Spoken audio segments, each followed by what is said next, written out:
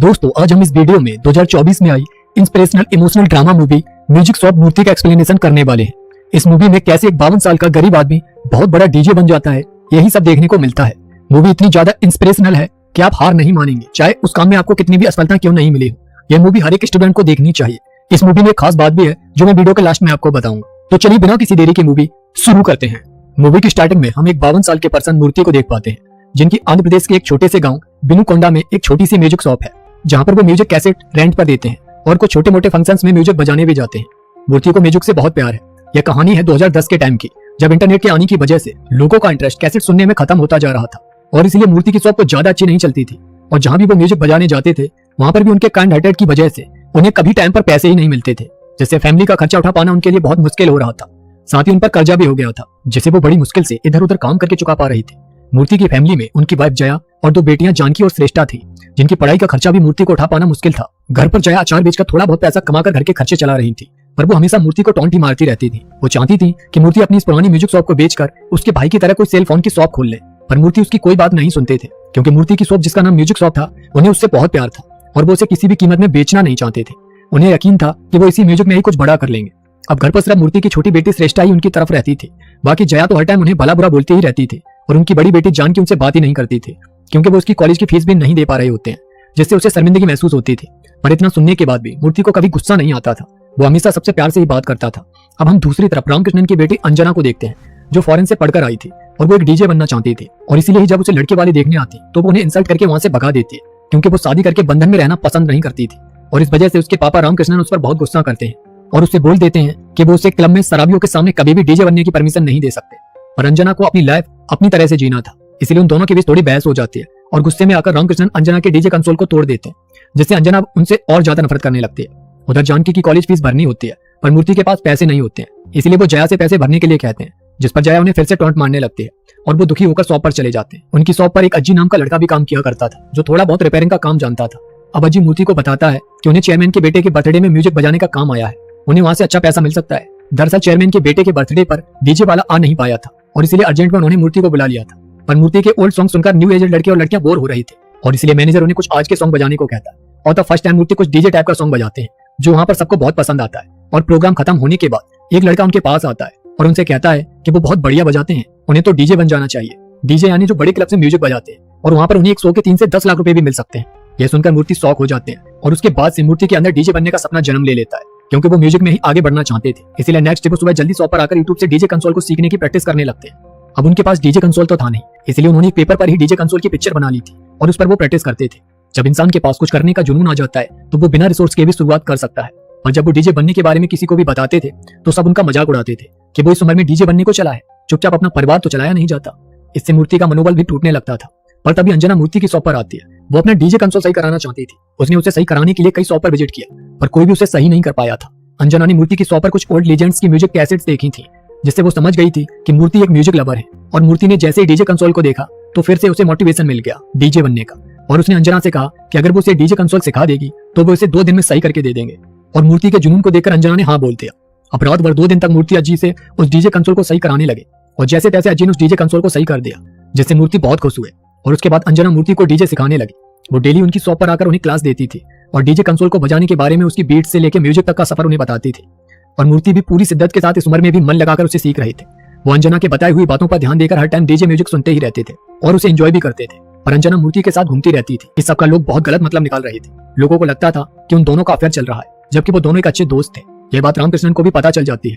साथ ही कॉलेज में जानवी को उसके फ्रेंड्स चिढ़ाने लगते हैं कि उसके पापा किसी लड़की के साथ लव ड्यूट कर रहे हैं, और इससे जानवी की अपनी पापा के लिए नफरत अब और बढ़ जाती है। अब जानवी ये बात घर आकर अपनी माँ को बताती है। हर जगह बस उन दोनों की बातें लोग सुनाया करते थे। और दूसरी तरफ अंजना को मूर्ति से पता चलता है कि वो अपनी फैमिली से बहुत प्यार करते हैं और उनकी बेटी अगर डीजे भी बनना चाहेगी तो उन्हें बहुत खुशी होगी।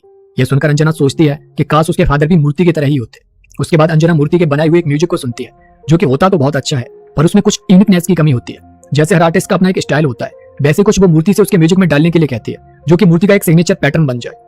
और उस रात मूर्ति घर नहीं आकर शॉप पर ही अपनी उस यूनिकनेस के बारे में सोचता रहता है और पूरी रात डीजे कंसोल पर प्रैक्टिस करता है। इसी बीच जया उसे कॉल करती है, पर वो म्यूजिक में खोए होने की वजह से उसकी कॉल उठा ही नहीं पाता है, जिससे जया उससे अब और ज्यादा गुस्सा हो जाती है। और नेक्स्ट डे जब मूर्ति अपने अंदर की यूनिकनेस को ढूंढकर अपने म्यूजिक में डालता है तो अंजना को वो बहुत पसंद आता है और वो आगे मूर्ति से परफॉर्म करने के लिए कहती है, जिसे वैसे तो क्लब में ही किया जाता था, पर वहां पर क्लब्स तो थे नहीं, इसीलिए वो मूर्ति को नेक्स्ट डे वहाँ के लोकल बार्स में परफॉर्म करने की एडवाइस देती है, जिससे मूर्ति बहुत खुश होता है क्योंकि वो फर्स्ट टाइम डीजे बनकर लोगों के बीच अपने हुनर को प्रेजेंट करने वाला था। उसका ड्रीम कल पूरा होने वाला था, पर इतना भी आसान नहीं था। अंजना और मूर्ति को एक साथ रामकृष्णन देख लेते हैं और उसके बाद जब अंजना अपने घर आती है तो रामकृष्णन उसे बाजारू बोलकर बहुत गलत तरीके से सुनाने लगते हैं। वो उसके कैरेक्टर पर भी शक करते हैं, जिससे अंजना और उनके बीच काफी तीखी बहस हो जाती है। दूसरी तरफ मूर्ति जब अपने घर आते हैं तो वहां पर भी उन दोनों के रिश्ते को लेकर जया उनसे बहुत भला बुरा कहती है और बोल देती है कि अगर उन्होंने डीजे बनने की कोशिश की तो वो अपने बच्चों के साथ सुसाइड कर लेगी। हालांकि मूर्ति जया को बहुत समझाने की कोशिश करते हैं, पर वो उनकी कोई बात नहीं सुनते हैं और अपनी फैमिली को इस तरह टूटते देखकर मूर्ति अपने सपने को अपने अंदर ही दबा देते हैं और अंजना से मना कर देते हैं कि वो अब डीजे नहीं बनना चाहते हैं। साथ ही वो अंजना को एडवाइस देते हैं कि उनकी तो उम्र नहीं है यह सब करने की, पर वो जरूर अपने दिल की सुनकर कुछ बड़ा कर सकती है। और जब वो वहां से अपने घर पर आती है तो रामकृष्णन उसके डीजे कंसोल को जला देते हैं। वो किसी भी तरह अंजना के पैरों में बेड़ियां डालना चाहते हैं और ये अंजना बर्दाश्त नहीं कर पाती है और घर छोड़कर हमेशा के लिए चली जाती है, जिसकी वजह से रामकृष्णन मूर्ति के अगेंस्ट अंजना के किडनैप की रिपोर्ट पुलिस स्टेशन में आकर करते हैं और पुलिस जया के सामने मूर्ति को उठाकर ले जाती है, जहां पर रामकृष्णन मूर्ति और अंजना के कैरेक्टर को गंदा बोल रहे होते हैं। और तब मूर्ति को गुस्सा आ जाती है और वो उसे बताते हैं कि अंजना उनकी गुरु है, उसने उन्हें डीजे सिखाया है और वो रामकृष्णन से बहुत प्यार करती है, पर उन्होंने कभी उसकी खुशी के बारे में सोचा ही नहीं कि वो क्या चाहती है। वो सिर्फ बड़ी डीजे बनकर उनका नाम रोशन करना चाहती थी और उन्होंने जब उस पर दबाव बनाया तो वो सबको छोड़कर अपना सपना पूरा करने के लिए कहीं चली गई। यहाँ पर मूर्ति जया को भी सुना देते हैं कि उसकी वजह से उसने अपने ड्रीम को मार दिया, जिससे जया गुस्से में घर आ जाती है और मूर्ति की म्यूजिक शॉप बेचकर उस पैसे को मूर्ति को दे देती है और उनसे बोलती है कि वो यहाँ से जहां जाना चाहते हैं चले जाएं और डीजे बनकर अपना ड्रीम पूरा कर ले। पर वो जानती है कि वो फेल होकर ही लौटेंगे। मूर्ति जया को बहुत समझाने की कोशिश करते हैं, पर जया अपने बच्चों के साथ डोर लॉक कर लेती है और मूर्ति को हैदराबाद जाकर डीजे बनने पर मजबूर कर देती है। अब मूर्ति दुखी होकर उन पैसों को तो जया के भाई को दे देते हैं और खुद कपड़ों का सिर्फ एक बैग लेकर हैदराबाद आ जाते हैं, जहां पर वो किसी को भी नहीं जानते थे और ना ही उनके पास पैसे थे, सिर्फ कुछ म्यूजिक कैसेट्स थे जिनमें उनकी रिकॉर्डिंग्स थी। अब हम हैदराबाद के एक बड़ी क्लब में डीजे डेविल को देखते हैं, जो कि हैदराबाद में बहुत फेमस डीजे होता है। लोग उसके म्यूजिक के दीवाने थे और वो अंदर से तो बहुत बेकार इंसान था, पर सोशल मीडिया पर बहुत अच्छा बनकर रहता था ताकि लोगों में उसकी फेम बनी रहे। दूसरी तरफ मूर्ति सड़कों पर सोकर इधर उधर से मांगकर खाना खाकर अपने दिन रात गुजार रहे होते हैं, क्योंकि ना ही तो उनके पास रहने की जगह थी और ना ही पैसे थे। वो कभी प्लेटफॉर्म पर सो जाते थे तो कभी सड़क के किनारे। इसी बीच वो कई क्लब्स में एक चांस मांगने भी जाते हैं, पर उनकी उम्र और कंडीशन देखकर हर कोई उन्हें धक्के देकर निकाल देता है। उनकी बहुत इंसल्ट होती है।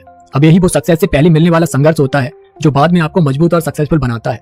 एक रात मूर्ति सड़क किनारे सो रहे होते हैं, तभी वहां पर 4 लड़के आते हैं और वो मूर्ति को अपने साथ अपने रूम पर ले जाते हैं, क्योंकि उन्होंने एक क्लब के बाहर मूर्ति को डीजे के काम पर रखने के लिए रिक्वेस्ट करते हुए देख लिया था। वो चारों दोस्त रंजन के क्लब में वेटर की जॉब किया करते थे और इसलिए वो मूर्ति को अपने बॉस रंजन के पास लेकर आते, जहां पर सबकी तरह रंजन ने उनका मजाक तो नहीं उड़ाया था, पर उनसे कहा था कि आज की पब्लिक न्यू एजर डीजे को ही सुनना चाहती है और इस उम्र में लोग उन्हें पसंद नहीं करेंगे, इसलिए वो उन्हें डीजे की पोस्ट तो नहीं दे सकते हैं, पर बेटर की पोस्ट जरूर दे सकते हैं। पर मूर्ति को डीजे ही बनना था, इसलिए वो दुखी मन से वहां से चले जाते हैं, यह बोलकर कि एक दिन उन्हें चांस जरूर मिलेगा और उसी चांस तक वो यहाँ पर रुके रहेंगे। उसके बाद वो लड़के मूर्ति को एक दूसरे क्लब में लेकर गए, जहां पर डीजे डेविल परफॉर्म करने वाला था। इस बार मूर्ति बेटर बनकर गए थे ताकि उन्हें उसी बहाने डीजे डेविल से बात करने का मौका मिल जाए। अब पार्टी खत्म होने के बाद जब मूर्ति ने डीजे डेविल को अपनी रिकॉर्डिंग सुनने के लिए रिक्वेस्ट की तो उसने एकांत में ले जाकर मूर्ति की बहुत इंसल्ट की और उनसे कहा कि वो सिर्फ बेटर के काम में ही अच्छा लगता है, उस जैसे बुड्ढे को डीजे बनने का सपना भी नहीं देखना चाहिए। इससे मूर्ति को बहुत धक्का लगा। उसके बाद जब रात को वो सैड बैठे हुए थे तभी उनकी छोटी बेटी श्रेष्ठा ने चुपके से उन्हें फोन किया और कहा कि माँ दीदी की कॉलेज फीस नहीं भरने की वजह से बहुत परेशान है। यह सुनकर मूर्ति और ज्यादा टूट गई और उन्होंने घर जाने का फैसला कर लिया। पर तभी उन्हें अंजना की बात याद आ गई कि अब तक जितने भी म्यूजिशियन बने हैं उन्हें भी सक्सेस तक पहुंचने के लिए बहुत परेशानियां सहनी पड़ी हैं, इसीलिए सक्सेस तक पहुंचने से पहले प्रॉब्लम को फेस करना ही आना चाहिए। और ये मोटिवेशन मूर्ति के लिए वहां रुकने के लिए काफी था, पर उसे घर भेजने के लिए पैसों की भी जरूरत थी, इसलिए मूर्ति रंजन के पास आकर वेटर की जॉब करने के लिए एग्री हो जाते हैं और साथ ही उस चांस का इंतजार करने लगते हैं जो उन्हें डीजे बनने के सपने को पूरा करने में हेल्प कर सकता था। इस उम्र में भी वो बहुत मेहनत करते हैं। उधर डीजे डेविल काफी फेमस हो गया था, इसलिए वो अपने उन पुरानी क्लब्स में जाना पसंद नहीं करता था जहां से उसे शुरुआत मिली थी, और इसीलिए वो अपने मैनेजर के साथ मिलकर उन क्लब्स में जाकर किसी बात पर लड़ाई कर लेता था और वहां से प्रोग्राम छोड़कर आ जाता था, जिससे उसकी रेपुटेशन भी बच जाती थी और वो प्रोग्राम भी नहीं करता था। अब कुछ दिन बाद उन 4 दोस्तों में से एक फ्रेंड रघु का बर्थडे होता है, जहां पर वो मूर्ति से डीजे बजाने को कहते हैं और मूर्ति अपनी यूनिकनेस के साथ डीजे बजाते हैं, जिसे सुनकर वहां पर सब लोग झूम उठते हैं और मूर्ति की वीडियोस को वायरल कर दिया जाता है। वहां पर मूर्ति को रंजन भी सुनकर समझ जाते हैं कि मूर्ति के म्यूजिक में कुछ तो बात है और तभी वो सोच लेते हैं कि एक दिन वो मूर्ति को मौका जरूर देंगे। अब अगले दिन जब डीजे डेविल रंजन के क्लब में शो करने आता है तो वहां पर वो मूर्ति को बहुत इंसल्ट करता है, जिससे रघु के साथ उसकी थोड़ी बहस हो जाती है और इसी का इशू बनाकर डीजे डेविल रंजन के शो को कैंसिल कर देता है। रंजन समझ जाते हैं कि वो ऐसे पहले भी कई क्लब में कर चुका है और इसलिए वो इस बार मूर्ति को मौका देते हैं। अब ये सुनकर डीजे डेविल भी वहां रुक कर देखना चाहता था कि इस बुड्ढे को पब्लिक पसंद करेगी या नहीं, पर जब मूर्ति डीजे बजाते हैं तो पूरी पब्लिक पागल सी हो जाती है। उन्हें मूर्ति का म्यूजिक बहुत पसंद आता है और ये देखकर डीजे डेविल गुस्से में वहां से चला जाता है, क्योंकि उसका चैप्टर अब खत्म होने वाला था। साथ ही डीजे डेविल जब मूर्ति को इंसल्ट कर रहा था उसकी वीडियो भी वायरल हो जाती है, जिससे डीजे डेविल का पूरा करियर डिस्ट्रॉय हो जाता है और लोग मूर्ति को डीजे मूर्ति के नाम से फेमस कर देते हैं। डीजे मूर्ति को लोगों का बहुत प्यार मिल रहा था। मूर्ति की म्यूजिक वीडियो यूट्यूब पर वायरल होने लगी थी, जिसे देखकर जानवी के फ्रेंड अब उनकी तारीफ कर रहे थे। और फिर एक न्यूज चैनल मूर्ति का इंटरव्यू लेने आता है, जहां पर मूर्ति अपनी अब तक की संघर्ष की कहानी सुनाते हैं। साथ ही अपनी सक्सेस में अंजना को बहुत क्रेडिट देते हैं। और ये देखकर अंजना के फादर को भी अपनी गलती का एहसास हो जाता है कि उन्हें अंजना का साथ देना चाहिए था। साथ ही इस इंटरव्यू को जया और उनकी बेटियां भी देख रही होती है, जहां पर मूर्ति रोते हुए कहते हैं कि उनकी सक्सेस में सबसे बड़ा हाथ उनकी वाइफ जया का है। उसने बहुत कष्टों में परिवार को चलाया है और उसी को खुश करने के लिए वो यहाँ पर आए थे, ताकि वो अपनी फैमिली को एक अच्छी लाइफ दे सके। उन्होंने बहुत गरीबी में दिन गुजारे हैं। यह सब सुनकर जया भी इमोशनल होकर रोने लगती है और उसे भी एहसास हो जाता है कि उसने मूर्ति को कितने ताने मारे थे और इस बात को वो सहन नहीं कर पाती है, जिससे उनकी हार्ट अटैक से मौत हो जाती है। और जब इस बारे में मूर्ति को पता चलता है तो वो जया के गले लगकर बहुत रोते हैं। अब उनके पास पैसे की तो कोई कमी नहीं थी, पर उनके साथ जया नहीं थी, जिसे वो बहुत प्यार करते थे। दूसरी तरफ जानकी को पता चलता है कि मूर्ति हमेशा उन्हें पैसे भेजा करते थे ताकि उनकी फैमिली को कोई प्रॉब्लम नहीं हो। इससे अब जानकी का भी गुस्सा अपने पापा के लिए खत्म हो जाता है और वो उनके गले लगकर माफी मांगती है। पर अब मूर्ति रंजन को कॉल करके काम पर आने से मना कर देते हैं, क्योंकि वो अपनी फैमिली के साथ ही रहना चाहते थे। पर एक दिन उनसे मिलने अंजना आती है और उन्हें बताती है कि वो मुंबई में डीजे बन चुकी है। साथ ही वो मूर्ति को वापस डीजे का काम करने के लिए कहती है और उन्हें बताती है कि उनकी बात जया भी यही चाहती थी। दरअसल मूर्ति के हैदराबाद जाने से पहले अंजना जया से मिली थी और उसने मूर्ति के म्यूजिक के सपने के बारे में जया को अच्छे से समझाया था। और तब जया ने डायरेक्टली मूर्ति को घर से निकाल कर उनकी हेल्प की थी, क्योंकि वो भी चाहती थी कि मूर्ति अपना ड्रीम पूरा कर ले। अभी सुनकर मूर्ति बहुत रोते हैं और नेक्स्ट डे अपनी बेटियों के कहने पर हैदराबाद डीजे का काम करने के लिए पहुंच जाते हैं। और यहीं पर इस मूवी की भी एंडिंग हो जाती है। दोस्तों, सही कहा जाता है कि age is just a number. अगर आपके अंदर जुनून और मोटिवेशन है तो आप कभी भी कुछ भी हासिल कर सकते हैं। हालांकि उसमें आपको रुकावटें तो आएंगी, पर आपका दृढ़ निश्चय पक्का है तो एक दिन आपको सक्सेस जरूर मिलेगी। तो अगर आप भी किसी टारगेट को पूरा करना चाहते हैं और उसमें आपको प्रॉब्लम आ रही है तो हिम्मत नहीं छोड़ना, एक दिन आपको सफलता जरूर मिल जाएगी। इस मूवी में एक खास बात जो मुझे लगी वो इमोशनल और इंस्पिरेशनल के साथ एक्टिंग है। आज तक मोस्टली मैंने अजय घोष जी को विलन के रोल करते हुए ही देखा है, पर इस मूवी में इतना शांत और इमोशनल रोल उन्होंने इतने अच्छे तरीके से निभाया है कि मैं शॉक हो गया। बिल्कुल डिफरेंट एक्टिंग थी। बाकी ये मूवी बहुत कुछ सिखाकर जाती है, इसलिए मेरे कहने पर आप ये मूवी एक बार जरूर देखना। आपको ये हिंदी में मिल जाएगी, नहीं मिले तो आप मुझे कमेंट कर देना, मैं बता दूंगा कि आप इसे कैसे देख सकते हैं। साथ ही चैनल को सब्सक्राइब करके वीडियो को लाइक जरूर कर देना। तो इसी के साथ मिलते हैं नेक्स्ट वीडियो में एक और मूवी एंड सीरीज के साथ। तब तक के लिए जय हिंद।